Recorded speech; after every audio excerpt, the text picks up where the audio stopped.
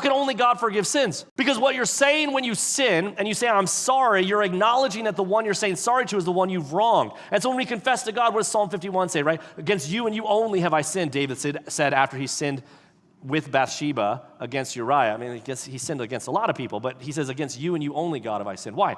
What is sin? We acknowledge that the fallenness in our nature is part of that sin, but what is our sin action ultimately? What makes it wrong? Is it just an arbitrary rule we broke? No. Sin ultimately, in its basic sense of the word, sin is basically taking the image of God and defiling it.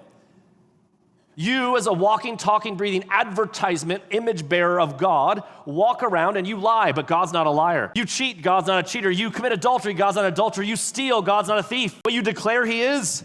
All the sin is against him because you wear his image. You are his ambassador. You are a walking, talking, breathing picture of him. It's what gives you value and worth. It's what makes you different than an animal. And yet when we bear that image, we're culpable to him.